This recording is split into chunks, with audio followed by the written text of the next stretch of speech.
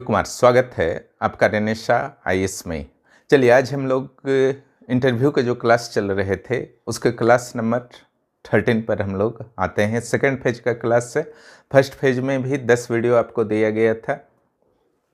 यहाँ पर आज हम लोग बात करने वाले हैं कि आपका ड्रेस कोड कैसा होना चाहिए इंटरव्यू के दौरान। 11th जेपीएससी का इंटरव्यू निकट भविष्य में संभावित है। अध्यक्ष की नियुक्ति अभी तक नहीं हो पाई है। अध्यक्ष की नियुक्ति होते ही आपके रिजल्ट प्राथमिकता की सूची में होंगे और ये सारे क्लासेस समान रूप से सीडीपीओ के अभ्यर्थियों के लिए भी अत्यंत महत्वपूर्ण हैं, जो भविष्य में इंटरव्यू देने वाले हैं, जिनका एग्ज़ाम ठीक ठाक गया है। यहाँ पर ड्रेस कोड बहुत इम्पोर्टेंट होता है। सारा कुछ नहीं होता है ड्रेस, आपकी एबिलिटी बहुत इम्पोर्टेंट होती है, लेकिन एक अपीयरेंस का भी महत्व होता है। उसी के तहत इसे आप शामिल कर सकते हैं कि यहाँ पर अगर आप ड्रेस का सही चुनाव नहीं कर पाते हैं तो कॉन्फिडेंस डाउन हो सकता है, ठीक है। लेकिन एक चीज़ स्पष्ट रूप से मैं क्लियर कर देता हूँ, ड्रेस का अर्थ नहीं है कि आपको बहुत महंगे महंगे ड्रेस जा कर के ले लेना है, ठीक है। 10-20-30 हज़ार खर्च कर देना है। जो भी आपकी कैपेसिटी है उसमें एक बेहतर ड्रेस का चुनाव करें। महंगे ड्रेस से ज़्यादा ज़रूरी है कि साफ़ सुथरा होना चाहिए और वेल मैनर्ड और शालीन ड्रेस होना चाहिए। इस चीज़ का विशेष ध्यान रखेंगे। क्लियर। अगर पुरुष और महिला दोनों कैंडिडेट्स की बात की जाए तो आपको क्या चीज़ पर ध्यान देना चाहिए? ड्रेस जो होना चाहिए साफ़ सुथरा होना चाहिए। महंगे से यहाँ पर कोई मतलब नहीं है, साफ़ सुथरा होना चाहिए, जो दोनों के लिए आपका लागू होगा। वेल प्रेस्ड होना चाहिए। अगर आपका आयरन किया हुआ ड्रेस नहीं है तो मुड़ा हुआ दिखेगा, तो एक अच्छा आपका लुक जो है वहाँ पर नहीं दिख पाएगा, तो उससे बचना है। इसका तो ध्यान आप लोग रखेंगे ही।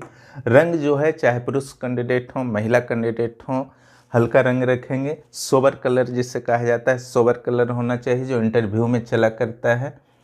और इंटरव्यू जो मॉक इंटरव्यू वगैरह चले करते हैं तो यूट्यूब में देख सकते हैं किन्हीं का भी, तो उनका कलर कैसा है, उसमें जो भी आपको ज़्यादा सूट करता हो वो कलर का आप चुनाव कर सकते हैं।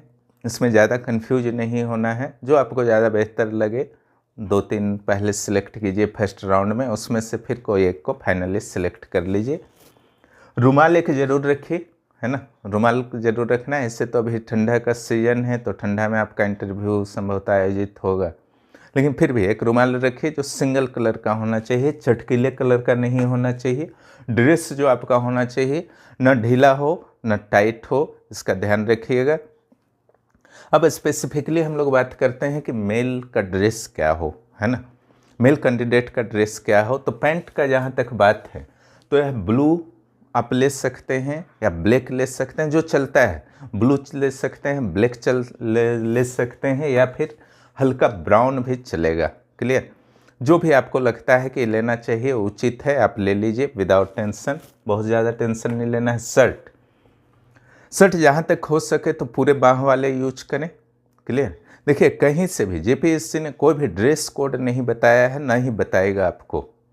ये आपके अंडरस्टैंडिंग पर छोड़ता है, या आपका ये निर्णय है, आपका विवेकाधिकार है। चूँकि आप इतने दूर तक पहुँचे हैं प्रीटी मेंस को क्लियर करने के बाद, तो निश्चित रूप से जेपीएससी भी मानता है कि आपकी इतनी समझ है कि आप एक अच्छे ड्रेस का चुनाव कर सकते हैं। इंटरव्यू के दौरान कौन सा क्या पहनना चाहिए, नहीं पहनना चाहिए, यह आपके पास जानकारी है। जेपीएससी इस चीज़ को आपके अंडरस्टैंडिंग पर छोड़ देता है, लेकिन फिर भी आपको इन चीज़ों को ज़रूर ध्यान में रखना है। पूरे बाह का पहन लेंगे बेहतर रहेगा।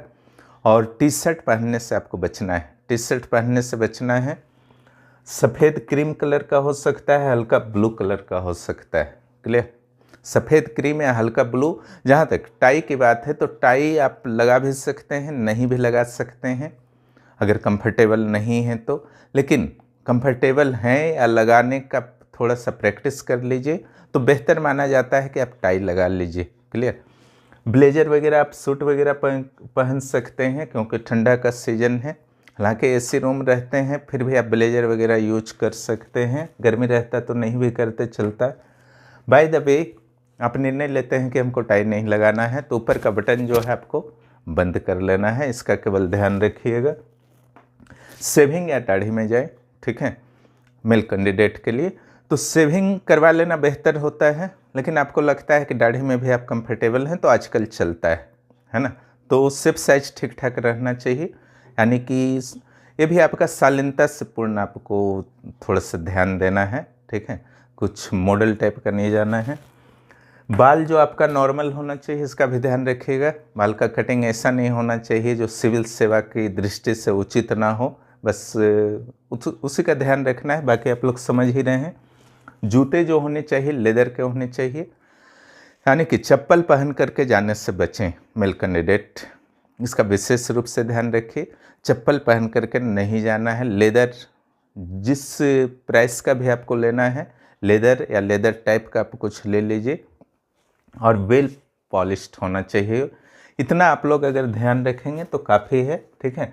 जहाँ तक फीमेल कैंडिडेट की बात है ना, सलवार सूट या साड़ी किसी का भी आप चयन कर सकते हैं, दोनों चलता है इंटरव्यू में। हल्का कलर होना चाहिए साड़ी का और सलवार सूट का, इसका विशेष ध्यान रखिएगा। और यूट्यूब में अलग अलग जो इंटरव्यू के वीडियोज उपलब्ध हैं, उनमें अलग अलग महिला अभ्यर्थियों के आप देख सकते हैं कि उन लोग कैसे ड्रेसेस का सिलेक्शन करते हैं। उनमें से जो आपको ज़्यादा बेहतर लगे उसको आप चुनाव कर सकते हैं। पार्टी वेयर नहीं होना चाहिए, ना ही कैजुअल होना चाहिए। पार्टी वेयर आप पहन के नहीं जाएंगे, आपकी तो इतनी अंडरस्टैंडिंग आराम से होगी। जहाँ तक casual jeans T shirt top etc का भी प्रयोग नहीं करना है, क्लियर। एकदम में सब समझिए। देखिए जेपीएससी कुछ मना नहीं करता है, लेकिन आपकी अंडरस्टैंडिंग होनी चाहिए। और मेकअप की जहाँ तक बात है, वो आप हल्का फुल्का कर सकते हैं या नहीं भी करें तो चलेगा। और जहाँ तक आपका सैंडल की बात है, तो हाई हील सैंडल से बचना है, हाई हील सैंडल से बचना है। हल्का फुल्का हील रख सकते हैं अगर आप कंफर्टेबल हैं तो, क्लियर। लेकिन ध्यान रहे कि चलने के दौरान आवाज़ नहीं आना चाहिए, ठीक है। वो आपको असहज करेगा, वहाँ पर माइंड को डाइवर्ट करेगा, डिस्टर्ब करेगा, और वहाँ पर कंसंट्रेशन ज़रूरी है, इसका ध्यान रखिएगा। आवाज़ नहीं आना चाहिए। इसके अलावा घड़ी की जहाँ तक बात है, तो घड़ी आप पहन सकते हैं, लेकिन घड़ी जो है उसका कलर हल्का होना चाहिए, ठीक है। और एक जो आपका नॉर्मल घड़ी होता है, सिंपल घड़ी ही आपको यूज करना है, इलेक्ट्रॉनिक वगैरह नहीं। और एक्सपेंसिव ज्वेलरी से बचना है। जो नॉर्मल ज्वेलरी महिलाएं धारण करती हैं वहीं तक आप रहें, एक्सपेंसिव ज्वेलरी से बचना है। कुल मिलाकर के आपका जो एक प्रोफेशनल अपीयरेंस होना चाहिए, चाहे मेल कैंडिडेट हों या फीमेल कैंडिडेट हों, ताकि उस दिन आप कम से कम ड्रेस और अपने लुक के प्रति थोड़े से कॉन्फिडेंट रहें, वह आपके लिए फिर कोई मुद्दा नहीं बनेगा। और जो अपना बेहतर प्रदर्शन करना है इंटरव्यू पर, आप पूरी तरीके से वहाँ पर कंसंट्रेट हो सकें। तो ड्रेस के बारे में आज हम लोगों ने बात किया, और कुछ टॉपिक पर भी चर्चा कर देता हूँ।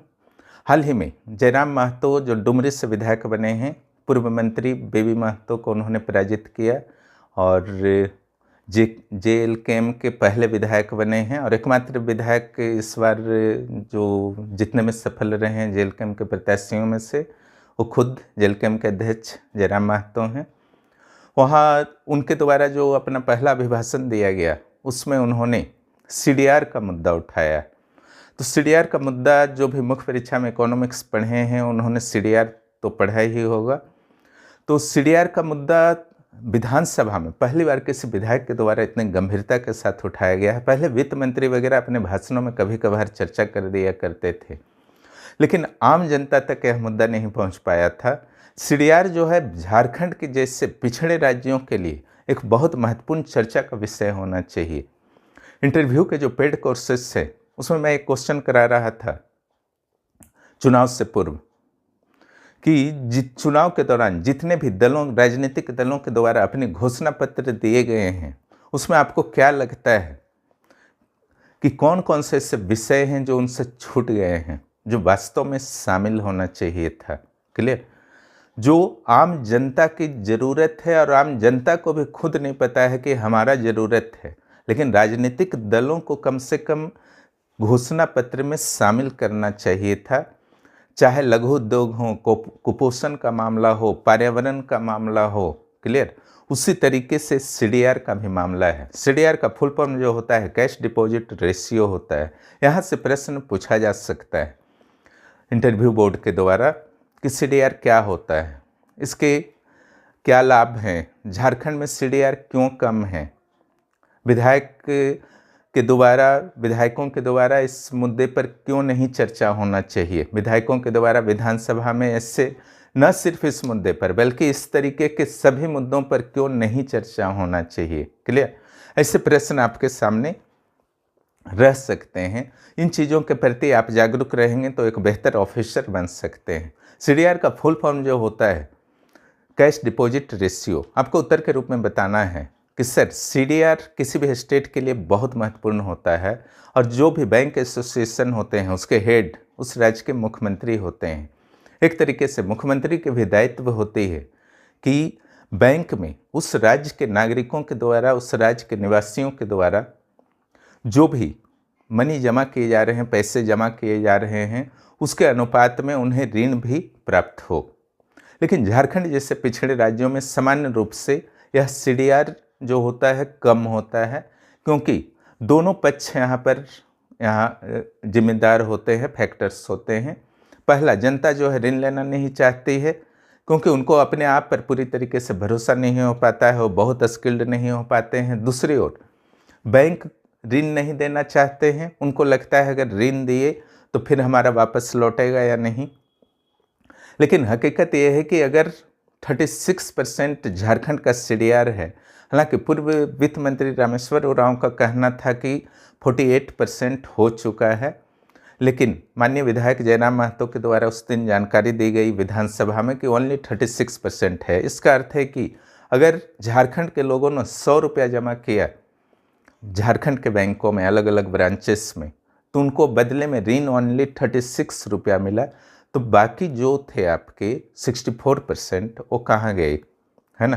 क्योंकि बैंक तो अपने पास पैसे रख करके आपको ब्याज देते ही नहीं है, वो कहीं ना कहीं ऋण देगी, शेयर मार्केट में लगाएगी, तब उनको ज़्यादा लाभ होता है, उसमें से आपको 5-6% दे दिया जाता है। तो निश्चित रूप से वो अलग अलग राज्यों में ऋण दे दिए गए या फिर अलग यूज किया होगा बैंकों ने। तो झारखंड के लिए बेहतर नहीं है। झारखंड के लोग अगर जमा करते हैं तो कम से कम उसका 70-80% ऋण के रूप में मिलना चाहिए। इट मीन्स CDR 70-80% होना चाहिए। विकसित जो आपका स्टेट्स हैं साउथ इंडिया के, उनका तो 100% से भी ऊपर है। और CDR कम क्यों है तो उस पर चर्चा मैंने कर ही दिया, क्योंकि लोग ऋण नहीं लेना चाहते हैं, लोग स्किल्ड नहीं हैं, लोगों को अपने ऊपर भरोसा नहीं होता है कि ऋण लेने के बाद उसको चुका पाएंगे कि नहीं। तो एक बहुत ही बेहतर मुद्दा उठाया गया है माननीय विधायक के द्वारा, और ऐसे स्वस्थ चर्चा, ऐसे मुद्दों की चर्चा जिससे झारखंड की जनता लाभान्वित हो सकती है, व्यापक रूप से विधानसभा के सेंटर में रहना चाहिए, अनावश्यक चर्चाओं की जगह, है ना। इसमें कहीं से कोई प्रॉब्लम नहीं है। और जनता को भी ऐसे मुद्दों के प्रति, लोगों को, राजनीतिक दलों का ही कार्य है कि वो ऐसे मुद्दों के प्रति जनता को जागरूक करें, क्योंकि जो भी बुद्धिजीवी वर्ग होते हैं उनकी पहुंच बुद्धिजीवी वर्ग तक ही होती है, लेकिन नेताओं की पहुंच जन जन तक होती है। इसलिए उनका भी दायित्व है कि ऐसे मुद्दों को जनता तक पहुंचाएं, उन्हें समझाएं कि क्या होता है। अगर सॉफ्ट सब वर्ड्स में समझाया जाए तो सभी लोग समझ जाएंगे, भले ये कॉम्प्लिकेटेड चीज़ है। क्लियर। इन्हीं मुद्दों पर आज चर्चा करना था। फिर हम लोग आते हैं अगले वीडियो में। वीडियो नंबर 14 बहुत जल्द आएगा। ये वीडियो नंबर 13 है, इसका लाभ उठाइए। और जो भी पेड क्लासेस में जुड़ना चाहते हैं 9661163344 पर मुझे मैसेज कर सकते हैं और जुड़ सकते हैं। और 14th JPSC का फाउंडेशन बैच आपका स्टार्ट हो चुका है, PT का, मेंस का, और आंसर राइटिंग भी आपका हो रहे हैं। इंग्लिश मीडियम में भी नोट्स इस बार दिया जा रहा है, उसका लाभ उठाइए। और क्लास को बहुत व्यापक स्तर पर चलाया जा रहा है। हर वीक 12-13 क्लासेस आपके हो ही जा रहे हैं। और वहाँ पर जो सबसे बड़ी बात है, मुख्य परीक्षा में टेस्ट आपका साथ साथ चल रहा है। MCQ टेस्ट, चूँकि 160 मार्क्स का MCQ रहता है ना, प्लस सब्जेक्टिव टेस्ट चल रहा है। PT में चैप्टर वाइज टेस्ट भी चलते हैं, क्लास भी चलते हैं।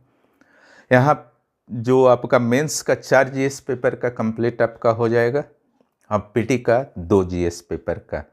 यहाँ बाहर से बुक पढ़ने की सलाह कहीं से नहीं दी जाती है। करेंट अफेयर्स भी आपको सिलेबस वाइज दिए जाते हैं, इसका लाभ उठाइए। जो भी इस चैनल पर नए हैं, चैनल को ज़रूर सब्सक्राइब करें और अपने दोस्तों को भी इसके बारे में जानकारी दें।